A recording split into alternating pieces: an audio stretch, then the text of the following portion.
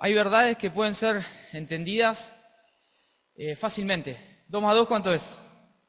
4. Bien, bien, bien. Aprobamos matemática básica. Pero hay verdades que son más profundas, que son las verdades espirituales. Las verdades espirituales requieren de que Dios haga una obra en el corazón de las personas para que puedan ser percibidas como tal y la persona abra los ojos y puedan entender la necesidad que tienen de Dios, que puedas entender esto, y la necesidad de entender quién es Cristo, por qué Cristo salva, por qué Cristo perdona los pecados, por qué su obra es suficiente, y cuando decimos suficiente es la única obra que puede salvarte. Sin Dios interviniendo nadie podría entender nada en cuanto a lo espiritual, aunque entendamos que 2 más 2 es ¿qué? Es 4.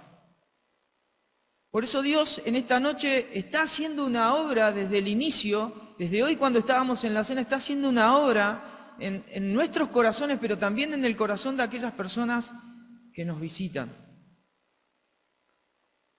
El Evangelio no es marketing. Cuando hablamos de Jesús, no estamos presentando lo que pasaba hace mucho tiempo, no sé si se acuerdan el Llame Ya, que en Video Match, aquellos que tienen mi edad, se burlaban, ¿no? Sprayet y el contenido. Después va a aparecer PIF ahí en YouTube.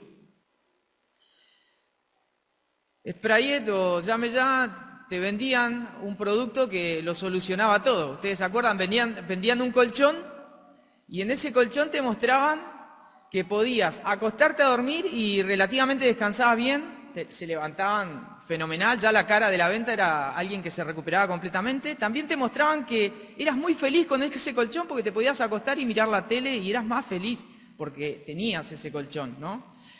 Los hijos podían estar en ese ambiente, se podían acostar, usarlo como cama elástica y te vendían el colchón. También me acordaba de ese elemento que era para hacer actividades físicas y te vendían que ese instrumento o ese aparato deportivo te iba a dejar el cuerpo marcado, fitness, ¿no? Y no sé, por hacer fuerza un poquito así o lo hacías en la pierna, tenía múltiples funciones.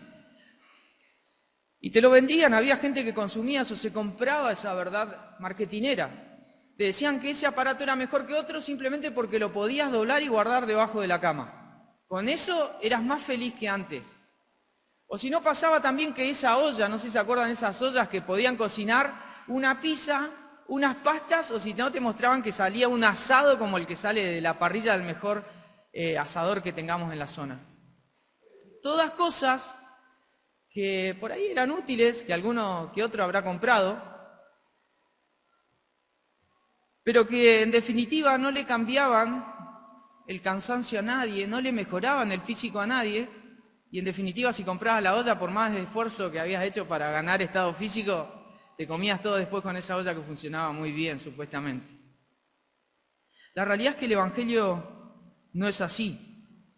El título del mensaje de hoy es que existe un mismo Evangelio, pero es para personas diferentes, pero el Evangelio sí realmente cambia, el Evangelio sí tiene una propuesta certera, porque el Evangelio no se trata de lo que nosotros somos, se trata de lo que Jesús ha hecho en la cruz para salvar a personas como nosotros.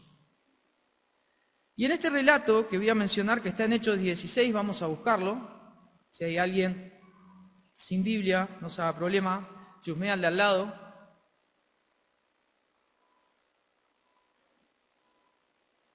Se mencionan 3 casos donde las personas recibieron al menos el impacto del Evangelio. Al menos de 2 se mencionan que recibieron a Cristo. Y este es un evangelio testimonial y de la misma forma hoy te voy a llamar a lo mismo, a que creas en Jesús como tu Salvador personal. Pablo había estado realizando una misión. ¿Quién es Pablo? Te preguntarás. Bueno, Pablo es un misionero, es aquel que lleva el mensaje del Evangelio. Y no estaba solo, estaba con Silas y también con Timoteo. Pero en este pasaje se va a mencionar a alguien más que es Lucas. Lucas va a empezar a decir, porque Lucas escribe este texto, el de Hechos, y Lucas, el historiador, va a empezar a hablar acerca de un pronombre personal y en plural. Él va a decir nosotros. Él va a inmiscuirse en la historia que está que está desarrollando acerca de estos predicadores Pablo y Silas. La misión de Pablo era predicar el Evangelio a donde sea y esté el alcance. Había un sentido de misión en cuanto a esto. Ellos arriesgaban no solamente sus pertenencias, sino también sus propias vidas, porque en esos lugares no imperaban los derechos como ahora, ¿no? Los derechos humanos. Te tocaba un sistema de gobierno, te tocaba otro. Si en ese sistema de gobierno vos fallabas, podías terminar en la cárcel, azotado o muerto. Pero a Pablo no le importaba eso. Y se nos dice que Pablo, teniendo el deseo de ir a la región de Asia Menor, el Espíritu Santo se lo impide. Dios le impide a Pablo de que vaya a predicar a una zona específica, y Pablo, percibiendo esta realidad, obedece a Dios y va hacia la región de Macedonia, que es la región occidental, y va a pasar del oriente al occidente en su viaje misionero, en su segundo viaje, para empezar a predicar de Cristo allí en aquel lugar. Son 650 kilómetros a pie. Yo la verdad que estoy yendo en bicicleta al trabajo hace casi un año ya, y en bicicleta y todo me canso. Bueno, Pablo tiene que haber caminado bastante. Era un misionero completamente entregado a la causa de Jesucristo. No le importaba si su vida estaba en riesgo, él quería predicar acerca de ese Jesús al cual él un tiempo había persiguiendo a los cristianos. Si los tenía que matar, los mataba, y si alguno tenía la posibilidad, lo mandaba a la cárcel.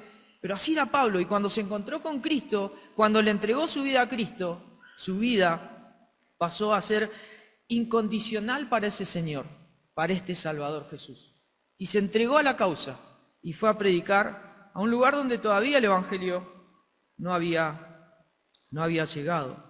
Y el primer caso que tenemos es el caso de una mujer que se la llama Lidia, y es una mujer que vendía púrpuras.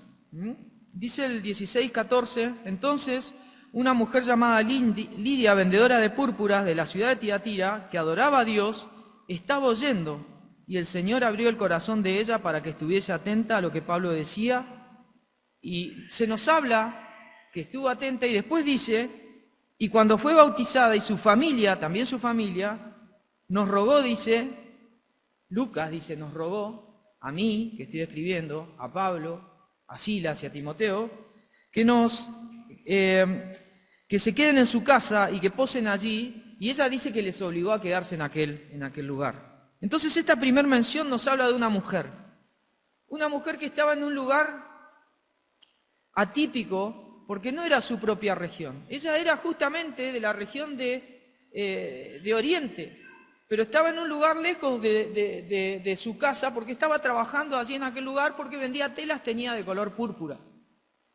Su función como vendedora era acaudalarse y, bueno, tener dinero. De hecho, estaba bien posicionada esta mujer. Pero había en ella una intención de búsqueda, porque resulta que en aquellos lugares las mujeres judías solían juntarse en lo que se llama el lugar de oración. Y las mujeres judías tenían esta costumbre porque no habían muchos hombres en aquel lugar. En Occidente había mucho rechazo hacia los judíos. Ellos estaban allí en Filipos, y Filipos era una colonia romana que tenía todos los derechos del imperio, y aunque estaba lejos de Roma, los ciudadanos de ahí se sentían privilegiados. Y ellos podían rechazar a los judíos, por ejemplo. De hecho, había cierta aversión sobre ellos. Bueno, no importa. Allí los judíos, sobre todo mujeres, se juntaban a orar, y allí estaba esta mujer Lidia, que no era judía, y ella buscaba a Dios. No conocía a Dios como debía conocerlo, pero en su intención había un deseo de conocer a este Dios verdadero, que adoraba a Dios. La intención de Lidia era conocer a Dios. Así que Lucas nos refiere que Lidia en aquel lugar tuvo la oportunidad de encontrarse con el evangelio que estaba predicando Pablo. Pablo normalmente se acercaba a los judíos por una cuestión de raza, porque Pablo era judío, pero ella optó por escuchar. No se nos menciona que el resto de las mujeres judías hayan creído, sino una que era gentil, que no estaba cerca de casa y que estaba en aquel lugar. Me llama poderosamente la atención cuando dice que Dios abrió el corazón de ella para que estuviese atenta a lo que los misioneros estaban hablando allí, Pablo. Y esto es lo que hablábamos al principio. La verdad espiritual es mucho más profunda que simplemente acercarte a la iglesia y cantar un par de canciones, sentirte completo en una experiencia emocional, porque las melodías muchas veces nos emocionan. A mí me emocionan. Pero de eso no se trata la verdad espiritual. La verdad espiritual es mucho más profundo. Es lo que estamos diciendo acerca de Cristo y que esta verdad comience a penetrar en tu corazón y generar la necesidad de que vayas a Jesús y pidas perdón por tus pecados. Como esta mujer Lidia, una mujer común, acaudalada, vendedora, con oportunidades, pero que necesitaba de Dios. Estaba en el contexto de la adoración, estaba como en una iglesia, en una reunión femenina. Pero hasta que no escuchó el Evangelio, aunque su intención era la adoración, Dios no estaba en ella. Pero cuando Dios abrió su corazón, por medio del Evangelio, ella reconoció a Cristo. Y no solamente que reconoció a Cristo, sino que decidió identificarse con Cristo. Porque la fe de ella se evidenció por el bautismo. Se sumergió en el agua y fue bautizada como signo de que ella había creído en el Salvador. Y no solamente eso, sino que la casa de ella también creyó. El testimonio que ella recibió fue un testimonio que fue hacia su casa y lo mismo que le sucedió a ella, también le sucedió a los de su familia. Cuando Dios obra realmente en las personas, si vos tenés un problema quizás hogareño y quizás estás acá por una necesidad, déjame decirte que si aceptás a Cristo y sos un fiel testimonio de este Evangelio, es muy probable que haya transformación, al menos en cómo te ven en casa, y que esa transformación sea un cambio genuino para los que están en tu hogar. Normalmente nosotros solemos cometer errores, pero Dios no los comete. Y en este sentido, Dios, que es salvador de aquellos que creen, es soberano con respecto a la salvación. Pensaba, ¿por qué tocó el corazón de Lidia y por qué no el del resto de las personas? Y este es un tema muy delicado, pero es necesario al menos señalar tres cosas con respecto a esto. Dios es el autor de la salvación de todas las personas. Y en este sentido Dios es soberano. No hay otro más que pueda salvar y Dios ha establecido en Jesucristo la salvación para todos los hombres. Fuera de Cristo no hay salvación. Lo segundo es que Dios también ha establecido las formas en las cuales los hombres puedan ser salvos. Sin Evangelio no hay salvación, sin Jesús no hay salvación. Pero si no tenés fe en el Evangelio, si endureces tu corazón, si no escuchás la voz del Espíritu Santo que está diciéndote que necesitas de este Evangelio para estar a cuentas con Dios, entonces eso es responsabilidad tuya, pero Dios ha establecido cómo los hombres pueden ser salvos. Y finalmente, Dios es quien salva a quienes confían en su llamado. Entonces Dios es el que fue el autor de la salvación. Dios establece las formas para que te acerques a Él. Finalmente, si crees en Él, Dios establece la salvación en tu corazón. Así que esta identificación que sintió Lidia se extrapoló también a toda su familia y en definitiva hubo un testimonio también, que fue la hospitalidad. Recibieron a Pablo, lo invitaron a casa, quédate, necesitamos. Hubo una transformación en aquel lugar.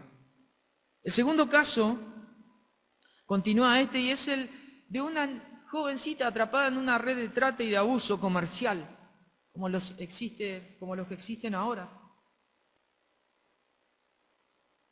Dice Pablo en el verso 16 de ese mismo capítulo: aconteció que mientras íbamos a la oración, nuevamente a la oración donde estaban las mujeres judías, nos salió al encuentro una muchacha que tenía espíritu de adivinación, la cual daba gran ganancia a sus amos, adivinando. Esta, siguiendo a Pablo y a nosotros, dice, daba voces diciendo: estos hombres son siervos de Dios, del Dios Altísimo, quienes os anuncian el camino de la salvación. Y esto lo hacía por muchos días, mas desagradando a Pablo, éste se volvió y dijo al Espíritu, te mando en el nombre de Jesucristo que salgas de ella, y salió en aquella misma hora. Nuevamente Pablo, en aquel contexto de oración, en aquella pequeña comunidad de mujeres judías, en ese día de reposo sale a hablar acerca de Jesús.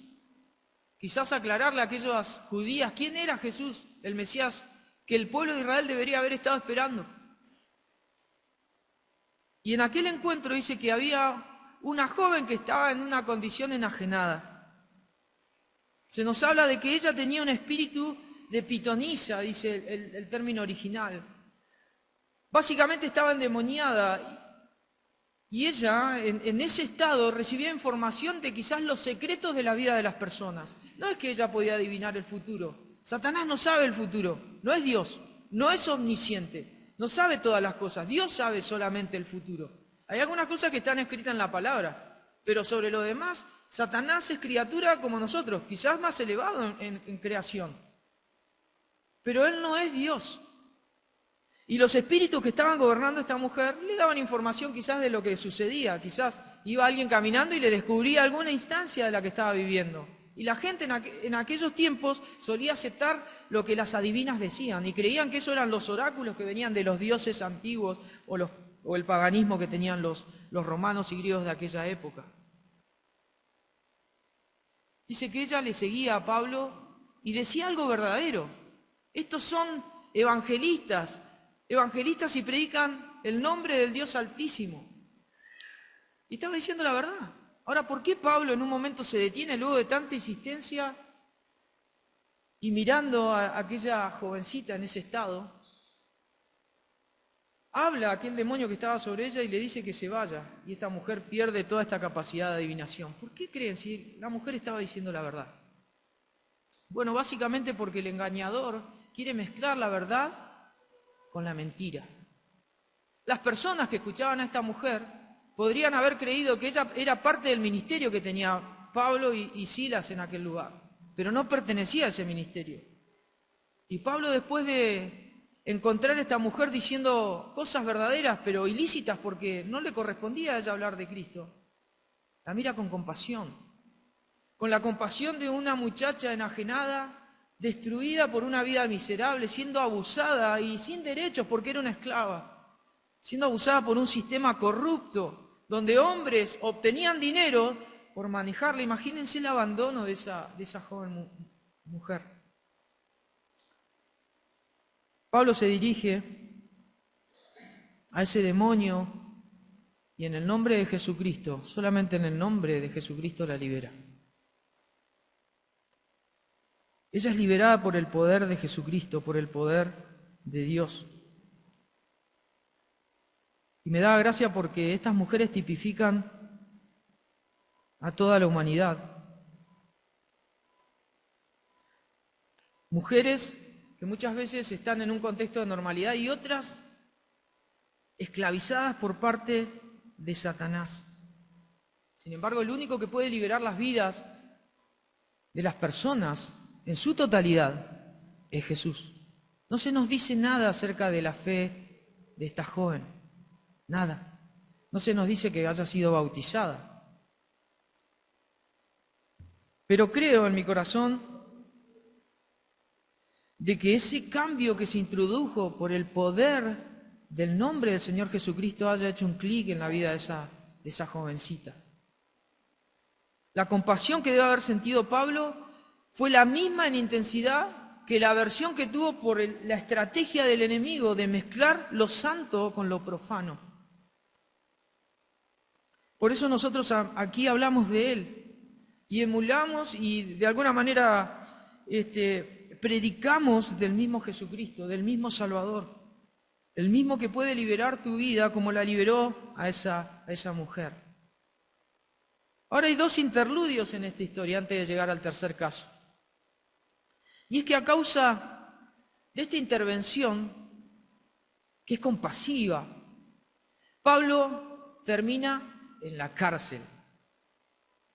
Se nos dice desde el verso 19 al verso 23, al 24, que claro, como esta niña había sido liberada, ya entonces no podía descubrir lo que pasaba en la vida de las personas. Y como no adivinaba, entonces ya no era rentable. Y cuando se perdió el negocio, la bronca fue de los amos de esta chica, los que participaban en esta cuestión comercial. Y dice que llevaron a Pablo y Silas a un foro y allí las autoridades se alborotaron y hicieron queja de Pablo y Silas. Había un derecho en Filipos para hacer esta queja, pero la sociedad en ese momento era abierta a las diferentes formas de predicación que habría. Estaba tanto el paganismo como el judaísmo y estaba también la presentación del Evangelio de Pablo. No había un cierre, pero en esta vez había alguien de Filipos que había sido tocado en sus bolsillos. Dice que se agolpó el pueblo contra ellos y los magistrados le rasgaron las vestiduras y ordenaron a que a Pablo y a Silas los azotaran con varas. Así que los azotan de tal forma de que aclara que fueron azotados en gran manera, los azotaron mucho y los echaron en la cárcel y mandaron al carcelero a que guardase con ellos en seguridad. Imagínense la instancia. Tenés compasión de una chica que está presa y sumida en una red de trata y terminás preso en un sistema corrupto como el que tenía apresado a esa niña. Miren, el cristianismo no tiene nada que ver con la cultura de la época, no tiene nada que ver con política ni con ninguna corriente filosófica. El cristianismo está por encima de todas esas cosas porque el cristianismo es Cristo. El cristianismo es Él. Se predica que Él puede perdonar, que Él puede hacer renacer a las personas, que Él te puede transformar y aún santificar. El cristianismo es la nueva vida espiritual que Dios le otorga a los que creen. Cuando el cristianismo interviene en el mundo, normalmente lo que sucede en el mundo es que se opone. Y esto es lo que sucedió. Enseguida Pablo liberó a esa muchacha, el mundo se opuso. El enemigo utilizó estrategias para intentar silenciar a estos dos misioneros y los metieron en un calabozo. Y dice que aún estando ellos, habiendo sido azotados muchos, los llevaron al calabozo de más al fondo, porque el mandato fue que meterlos a lo más adentro y asegurarles los pies con un cepo. Estaban totalmente lastimados, no necesitaban seguramente que los aten un poco más, que les pongan grilletes, no había necesidad de eso. Sin embargo, Dios permite esto para que el mundo entienda de dónde viene el poder del Evangelio, de dónde viene el poder de lo que estamos predicando. No es de lo que hacemos, no es de nosotros simplemente somos vehículos, el poder viene de Dios. Por eso Pablo en algún momento narra estos eventos a los hermanos de Tesalónica y también se los hace recordar en algún momento a los hermanos de Filipo. El segundo interludio que hay en esta historia es que ellos, estando en la cárcel, no comienzan a quejarse, sino que comienzan a orar en alabanza. Se nos dice desde el verso 25 al 29 que orando Pablo y Silas, dicen, cantaban himnos a Dios y los presos los oían. Y esto es excepcional. No es normal que cuando estemos en una crisis severa respondamos de manera positiva como si no hubiera pasado nada. No es normal. Pero Dios puede hacer que esto surja en el corazón de aquellos que han creído en Él. El testimonio de Pablo y de Silas eran canciones que seguramente los presos escuchaban. ¿Qué habrán pensado? No sé. Quizás están locos, ¿qué hacen estos acá? Han sido azotados. Encima estaban en el fondo de la cárcel, donde llegaban los desechos de la cárcel, la orina, la materia fecal. Llegaba todo lo peor, es decir, estaban expuestos a unas infecciones. Allí Dios permitió que vayan. Y allí los presos les oían cantar. Estos dos locos, luego de ser azotados, se dedican a predicar el Evangelio cantando canciones. ¿Creen que estaban doloridos, sí o no? ¿Les dolía el cuerpo? Sí, les debe haber dolido un montón. Les debe haber dolido un montón. Pero se deben haber animado el uno al otro. Por eso el Evangelio es comunitario. Necesitamos el ánimo para poder seguir predicando el Evangelio. No existen cristianos solitarios, no deberían existir. Fuimos insertados en la iglesia para vivir en comunidad, porque en la comunidad hay fortaleza. Allí había dos, y seguramente se deben haber convencido. ¿Y si cantamos? Para tener fuerzas. En medio de aquella noche, presos escuchaban canciones dirigidas a Dios. Y dice que sobrevino de repente un gran terremoto, de tal manera que los cimientos de la cárcel se sacudían y al instante se abrieron todas las puertas y las cadenas de todos se soltaron. Las cadenas de todos. ¿Quién abrió esas cadenas? Un terremoto puede simplemente mover una estructura, pero ¿quién abrió las cadenas de todos? Despertando el carcelero y viniendo a la puerta de la cárcel, sacó la espada y se iba a matar, porque normalmente, por estima al imperio, ellos preferían, antes que permitir la libertad de un preso, inmolarse como un acto de valentía, un acto de orgullo, por haber fracasado en el cuidado de esos presos. Sin embargo, Pablo no se deja llevar por el frenesí del castigo que había recibido cuando él había tenido compasión. No se deja llevar por la amargura de las heridas y de la instancia, quizás sucio con toda esa condición, no. Lo que hace Pablo es decirle a ese carcelero: detente, no te hagas daño, no te hagas daño, no te hagas ningún mal, porque todos estamos acá. Miren, cuando un hijo de Dios da testimonio, normalmente hasta los peores presos se quedan callados, no se mueven de su lugar.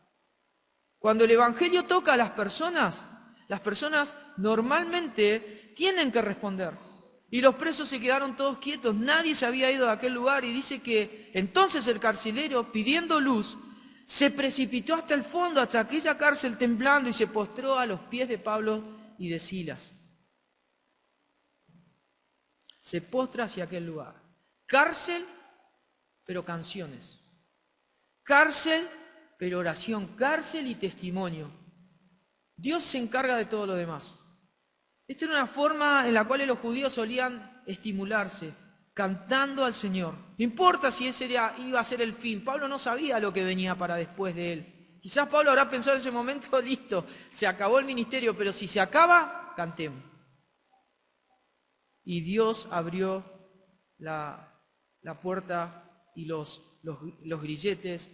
Nadie estaba fuera del lugar, y Pablo estaba junto a ese carcelero que les estaba pidiendo ayuda. Así que así entramos en este tercer caso, que es el último, que es el del carcelero.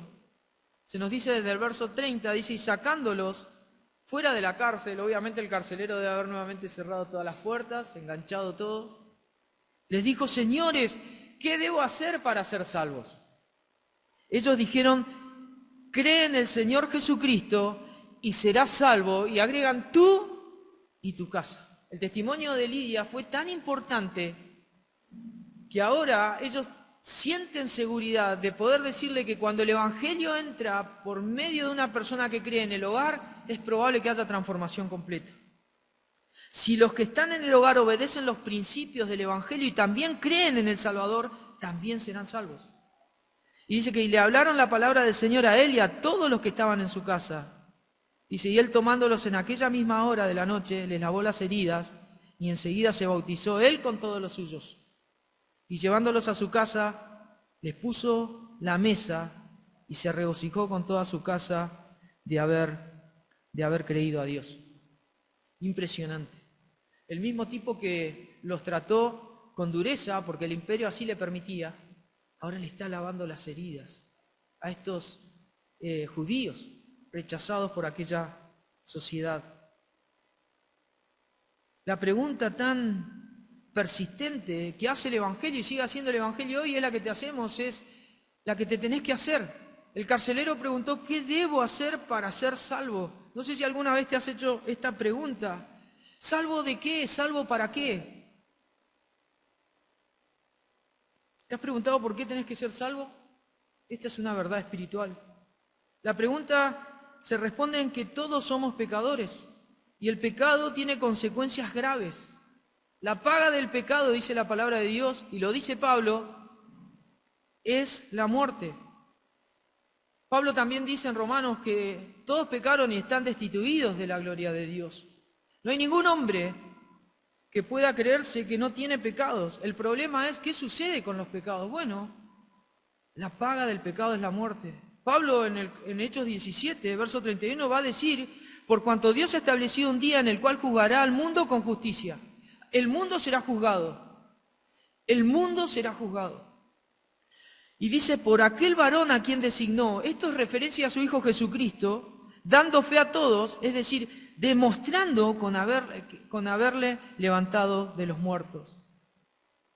Dios quiere que sepas que algún día estarás frente a Él para dar cuentas, quizás como alguien que ha creído, que ha comprendido su pecado y se ha arrepentido, que ha escuchado la voz de Dios obrando, o en todo caso Dios será tu juez. Y lo que entendemos por separación, por justo juicio de Dios, sea tu propia condena de parte de Dios. Dios tiene hoy disposición en amor para salvarte. Pero llegará el tiempo donde si no decidiste creer, serás consecuente con tu propia decisión. Y Dios mismo se encargará de condenarte por tu propio pecado. El pecado que hoy está dispuesto a perdonarte. Cree en el Señor Jesucristo y me llama poderosamente la atención. ¿Cree en quién? En el Señor Jesucristo ¿para hacer qué? Para ser salvo. Jesús es Señor ante todas las cosas. Cuando crees en Él como el Señor y le entregas su vida, Él se convierte ¿en qué? En tu Salvador. Por eso cree en el Señor Jesucristo y serás ¿qué? Y serás salvo. Este es el Evangelio que la Iglesia predica y ha predicado durante 2000 años. Jesucristo es la predicación única del cristianismo. De hecho, somos cristianos por Él, por Cristo. Él ha sido el cumplimiento excelso de la Escritura. Toda la Escritura se refiere a Él y en Él se cumplen todas las verdades de Dios. Él es el Hijo de Dios, es Dios hecho hombre, es quien salva. Él mismo se presenta como el único camino, no hay otro, no hay otra verdad, no hay otra forma de tener vida ni de tener salvación. Él mismo lo ha dicho, si no crees en mí, estarás perdido para siempre. Jesús ha sido la gran predicación de los apóstoles durante todos los tiempos. Y Jesús es de lo cual toda la Escritura se centra. De hecho, todas las cartas y las epístolas se centran en Él. Ahora, ¿qué es creer? ¿Te preguntaste? Bueno, creer es confiar plenamente en Jesús. Es aceptar esta verdad espiritual necesaria de que somos pecadores, de que requerimos de Dios para salvación, de que debemos arrepentirnos, de que el que pagó los precios por nuestros pecados fue Jesús, que nosotros no podemos hacer nada para ser salvos, pero Dios nos puede perdonar si creemos en el Salvador. Me encanta porque el testimonio alcanzó la casa del carcelero y allí toda su familia fue transformada por este evangelio tan sencillo y tan bueno. Y cuando hay transformación, hay verdadero amor.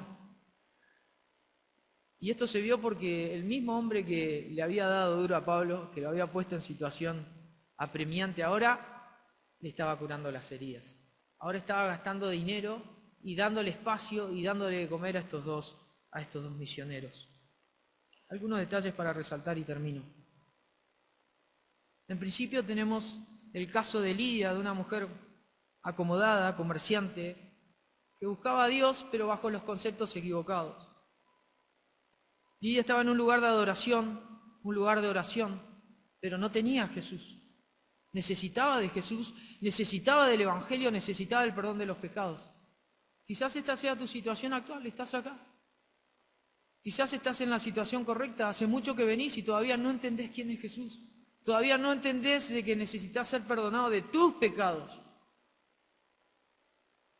El Evangelio que te llega es el mismo que recibió Lidia.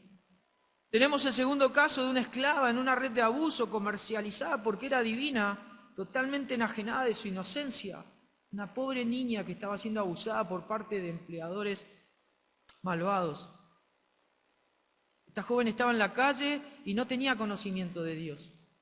Quizás vos me digas, bueno, yo no estoy en esa instancia, o quizás sí.